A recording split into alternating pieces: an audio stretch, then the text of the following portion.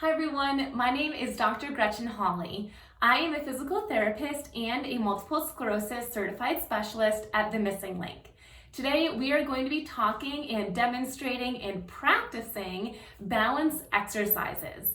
These balance exercises will be extremely helpful, not only to help you improve balance while walking, but also correcting your balance so that when you feel unsteady, you'll be able to safely correct your balance and continue moving or doing whatever it was before you lost your balance. So we are going to do 4 exercises today, all balance related. 3 of them are going to be standing and 1 is sitting. So follow along. For any balance exercise, I like to have a sturdy chair next to me that will not move. If you're using a flimsy chair and you lose your balance, you might actually tip over and fall. So make sure you're using a surface that you feel safe and comfortable with. Additionally, you can have your chair or whatever the surface is in front of you. But because I am demonstrating for you right now, I'm going to keep my chair to this side. As promised, these exercises today will be strengthening our muscles for balancing ourselves.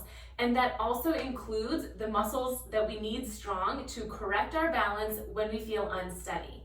So our first exercise that we're going to do is side to side weight shifting. You're going to have your feet about shoulder distance or hip distance apart, if not a little bit wider. So see what feels comfortable for you. I like slightly wider than shoulder distance.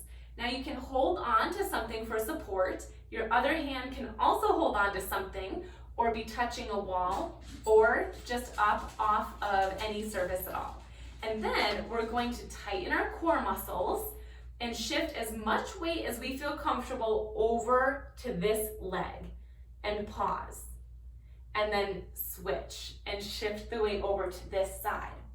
We're going to do this 10 times each side. So this is number 2.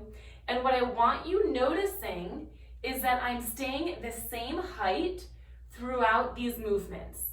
I'm not tipping, I'm not letting a hip drop or fall. I am maintaining the same height. What this requires is this opposite leg from the leg that has the weight is the heel comes up. So lift your heel up on the one side and then lower. This is number 5. And also keep in mind that you can shift as much weight as you feel tolerable. So if you don't feel safe putting 90% of your weight on this leg, well then you don't have to. If you feel like you can comfortably put 60% of the weight through this leg, while the remaining 40 stays over here, great. And if on the opposite side, it's a little bit stronger, so you can put 80% of your weight over here, while 20% is on the other side, that's also great. Listen to your body and adjust accordingly. We have 2 left. Keep your core muscles nice and tight. You can even squeeze your glute or your buttock muscles to increase your stability and balance here. This is our last one over to the right. Then 1 more this way. And that's 10. If you're doing that exercise correctly, you will likely feel your core muscles tightening, your glute muscles, your quad muscles, and even your hamstring muscles. Our second exercise is pretty similar, but we change the position. So this side-to-side weight shifting is really helpful if you feel like you need to reach this way to grab something, or reach this way. If you feel like you're reaching and you're losing your balance, training your body to return to neutral is what you need to do so that you don't actually fall over. So this next exercise is the same thing, but it's in a staggered stance. So the feet are still at least shoulder distance apart, but you have 1 foot in front and 1 foot in back. Let me turn to the side and show you that I'm not in a really wide stance. It should feel like a regular step to you. 1 foot's forward, 1 foot's back, still shoulder distance apart. And it's the same thing. We're just going to shift our weight forward and then shift our weight back and forward and back. It's the same principle. When you shift your weight forward, the back heel comes up and back. The front heel comes up. And one important thing to keep in mind as we're doing this exercise is not to hyperextend or lock your knees. If possible, I want your knees to be just very slightly bent the whole time. For example, right here, it should not be locked, slightly bent. And this leg should not be locked, it's slightly bent. We're on number 6, and back, 7, and back. Keep your core muscles nice and tight. 8, and back. You can also squeeze your glutes to help with balance. This is 9, and back, and one more. You'll also feel this one in your calves a little bit more.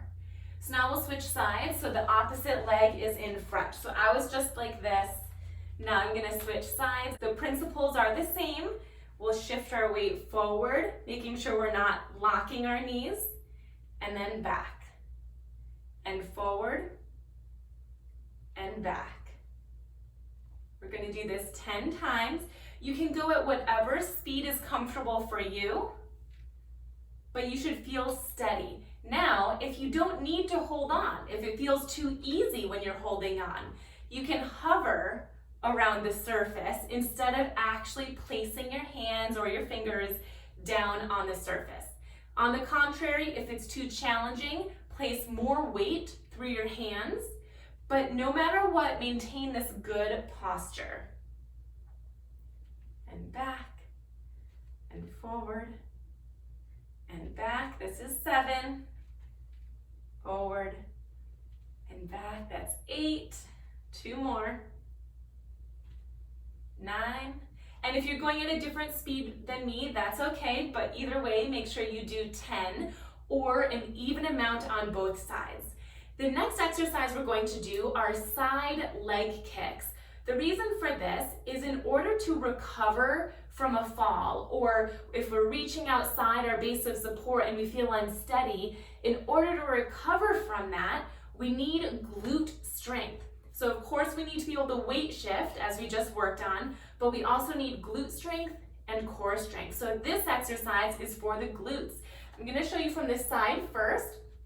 You're standing up nice and tall. Again, your knees are not locked. They are slightly bent, and your feet are about shoulder distance apart. You're going to shift your body weight onto your left side, then allow your right leg to go diagonally backwards as you squeeze your right buttock, and then down. Then shift your weight over to this side, the opposite leg. The free leg goes diagonally back and down.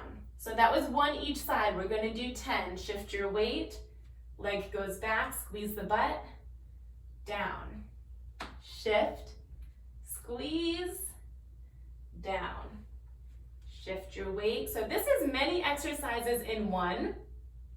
We're still practicing our weight shifting, but we're adding in our glutes even more than the first exercise and the second exercise. You'll notice too that my position is not changing. I am shifting my weight side to side, but my upper body is not moving.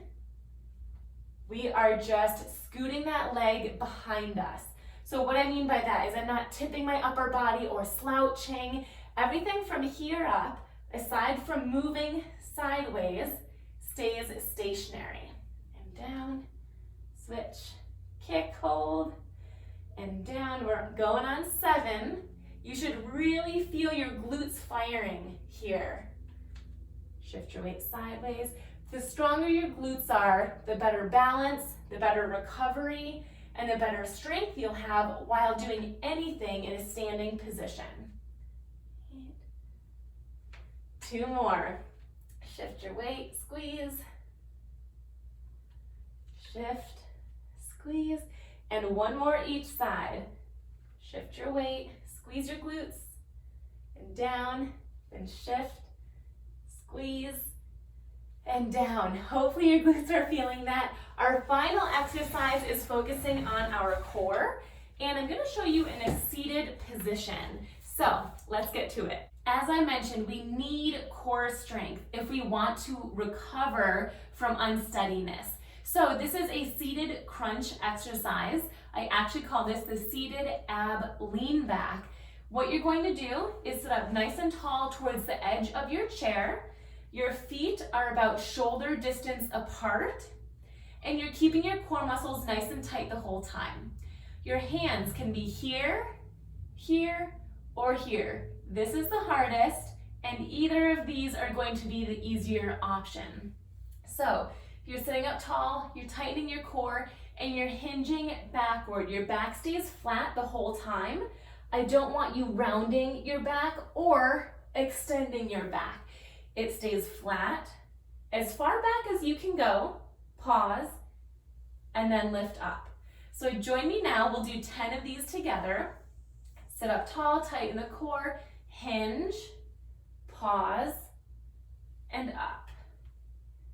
Hinge, pause, and up. And we're squeezing our core muscles the whole time. And up. You will feel this a little bit in your hip flexors, but hopefully you mostly feel this in your abdominal muscles. And up, hinge, pause, and up, hinge. This is number 6, and up. Now you might be able to go further back than I can, but if I go further back, I feel like I'm just gonna plop, which is not what we want. So you might be able to go further than me, or maybe you're only lowering back just an inch or so. That's fine. Whatever works for you, as long as you're ideally feeling it somewhere in your core muscles. This is 8.